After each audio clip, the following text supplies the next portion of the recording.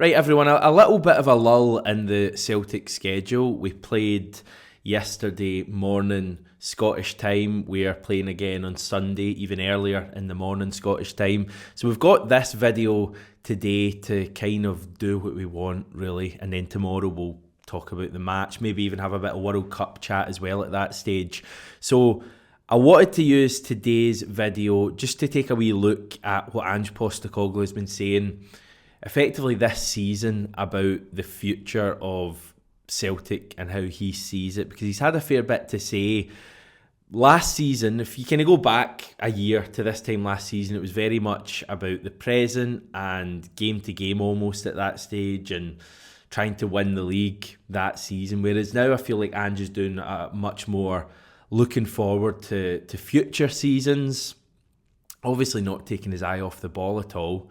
As to what's happening at the moment, but he's certainly been chatting a little bit about what he feels Celtic need to do as a club to really kind of maximise our level over the next couple of seasons. So I thought in today's video we could take a wee bit of a look at what Ange has been saying and what we can read into it.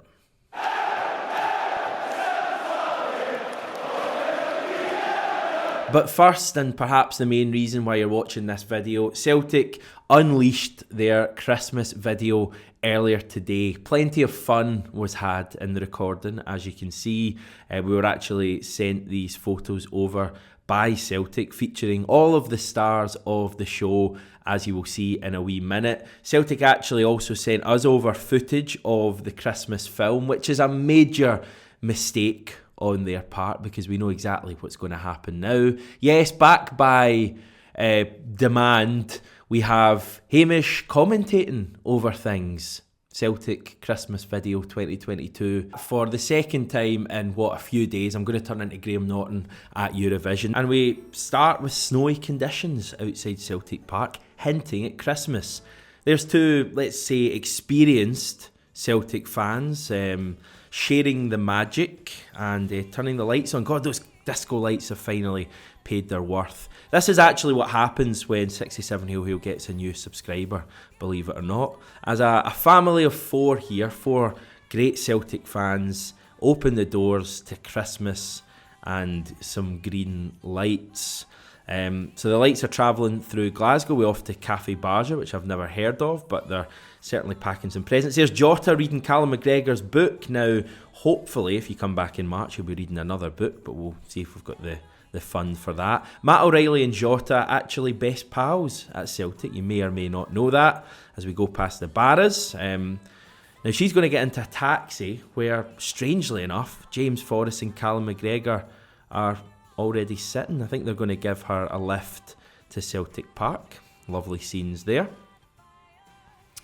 And here's another experienced Celtic fan who's going to have his day made as three heroes of the Celtic women's team join him, give him a hat, warm him up. They are, of course, Kelly Clark, Shen Mengu and Jacinta Galabadara Chichi.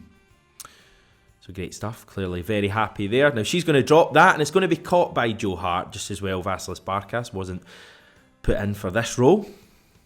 And we're now at Lennoxtown with Gigi, or should I say Tree, carrying the tree. There's Tree nah, it doesn't matter. Anyway, you missed Kyogo there, just trying to reach, but he can't because he's small. I don't know what they're up to here, to be honest. I don't know where the trees are going, but I guess somewhere. Certainly not at Lennoxtown. Maybe they're off to Celtic Park where they're opening the door. Hang on a wee second. Rewind that. Is that Michael Nicholson? No, false alarm, everyone. You wouldn't have Michael Nicholson opening the doors like that, would you? Anyway, the kids are really enjoying themselves here. I believe they're from St Anne's. Your support means the world to us. And this Christmas, when you share the magic, you'll be helping others too. From everyone here at Celtic Football Club and Celtic FC Foundation, we wish you a very Merry Christmas. And Ange there didn't want to talk over the main man, but everyone's getting involved. Really happy scenes, really joyous scenes, some would say. Don't know what that thing was handed to Greg Taylor there. And plenty of smiles around Celtic Park, which I think is kind of fitting for the way things are going at the moment. And the slogan, of course, share the magic.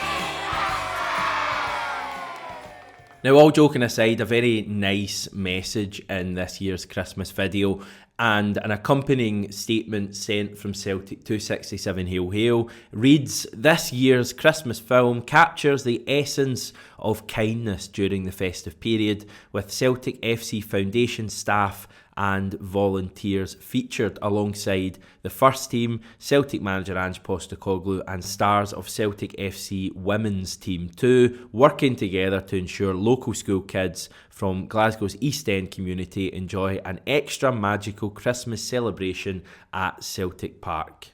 So what they've done this year is they brought together the club's traditional Christmas film and the foundation's Christmas appeal together, like a fusion, and they've donated £10,000 to kick things off as well. So great stuff from the club. Maybe not quite as many laughs in the video this year, but I think probably one of the best ones they've done in terms of the message, and especially at these very difficult times for people. I think it's an excellent message. So thumbs up Celtic, well done for that.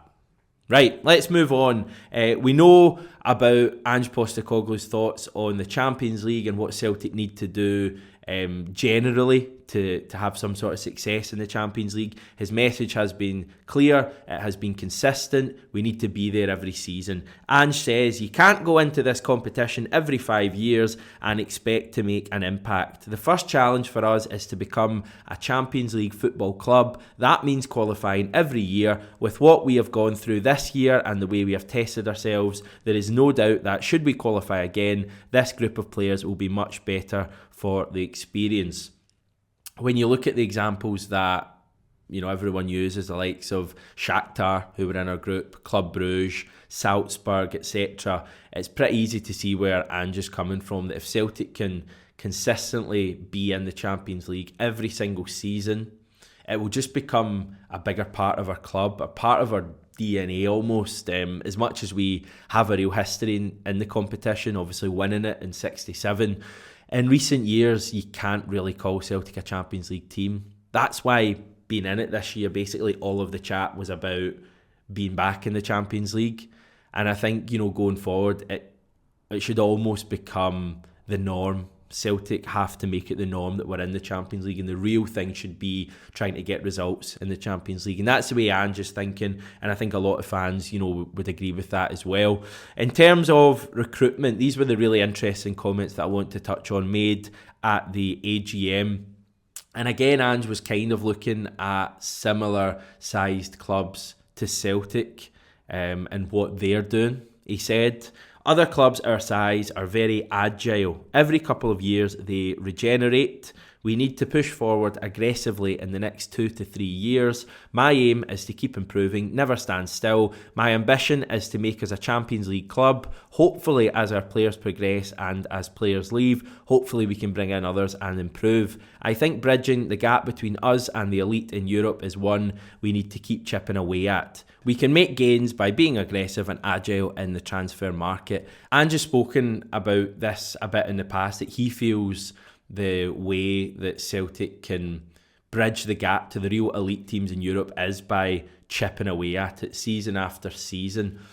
You're probably never going to get to the real top elite level, elite, because, for example, I don't see him taking us to win the Champions League anytime soon, because there is a glass ceiling for Celtic. But that's not to say that we can't achieve really impressive results. There's been clubs smaller than us in the Champions League over the last 5, 6, 7 seasons who have gone far, who have got big results, really impressive results. And I think that's where he sees Celtic fitting in. And it's clear that Ange sees us achieving that by having this really, to quote, aggressive and agile transfer approach, which is kind of, as much as it seems like a brand new thing, it's kind of what Celtic have been doing at times, albeit not recently. But when you look back about 10 years ago, we did tend to bring players in and move them on. The issue was that we didn't really replace these players when they moved on. Now, I get it's easier said than done to replace a Virgil van Dijk or a Victor Wanyama or even a Gary Hooper, but we kind of struggled to do that. I think that's the really important bit here, that Ange is wanting to be aggressive. I think every summer from now on, you're going to see, 2, 3, maybe even more first team Celtic players leaving the club. And that's where the whole comment that he made about fans having heroes, but even these heroes maybe having to move on at times. And I don't think it's a bad thing at all. I really don't. If you look at the kind of entire Ange Postecoglou journey or project at Celtic and what he's trying to achieve with, his group of players, my only worry is that we would reach a point where that drive and determination wasn't quite the same as what it is now, what it was like last season. The reason I say that is things are obviously incredibly intense under Ange. He's not an easy manager to play for. And what I mean by that is he demands the absolute top level, top application. He demands that you improve every single training session, every single match. Training is grueling, matches are tough as well. And given that we've won 14 games out of 15 in the league this season, and given that we're hopefully going to get even better, and hopefully the gulf is going to get even greater between us and the rest of the Scottish Premiership, my worry was that we reached a point where there was maybe a little lack of the same drive, especially when you're hearing the same things from the manager, day after day, week after week, match after match. So I'm delighted that it seems like we're going to kind of continually have fresh blood coming into the team season after season. I think that's the way that you keep motivation really high. I think obviously competition for places is important as well, and I think we're clearly going to have big squads under Ange with more than just a first team. And let's face it, when we're talking about Ange in the transfer market, we all have a lot of faith in him. I can't remember a time when Celtic had such a good record in terms of signing players. In terms of first team signings, Ange has made 20 so far since coming to the club. And just having a wee look earlier, I reckon you could give definitive pass marks to 14 at this stage, with the 6 on the right there in some sort of unproven category. And you've probably even been harsh at that stage for someone like Bernabe, who has played a bit recently and seemed to have proven a bit, and Siegrist, who was signed as a backup goalkeeper. But the vast majority, all those players on the left have come in and have really produced big moments for Celtic. All of those players there have produced big moments for Celtic so far in their careers. On top of all that, having the faith in Ange, he's completely organised. I mean, have a listen to this. A couple of weeks ago, we sort of did our transfer planning. We're going to be fairly alert up until the window opens, and the bulk of the work's been done by Mark Lowell and his department. I come in at the tail end when we get the right ones to identify, to see which players suit. That work continues to happen. What this time gives me is a little bit of opportunity just to plan for the rest of this year and probably the next summer window. The change in approach to what we have right now with Ange to what we had a number of years ago, when Celtic would seemingly be running around the final week of January with their hair on fire and signing anyone on loan, is just immense. I mean, he's already got January sorted and already looking to next summer. I mean, it's incredible, but not surprising either. I think that's the big thing here for the future. Ange clearly has a plan to get Celtic to the maximum level that he feels that we can reach, and I think you would back him to be able to do it. It's not going to be easy. Europe, which is kind of what we're talking about here, is such an unforgiving environment. It's so difficult, and Celtic, in the grand scheme of things, if we're talking financially, are not one of the big players in the Champions League, so it's going to be about bridging that gap. But Ange is here to achieve something. And I know we've been burned in the past with singing about certain managers who we won't mention being here for 10 in a row and all of that stuff. I don't think we'll make the same mistake again, but equally I think it's all right to say that Ange has a plan, and I think he'll want to achieve something, big at Celtic, something really impressive at Celtic before he eventually goes. But it also, and I don't know if anyone agrees with this, it also feels like he's building Celtic for the future even after he leaves the club.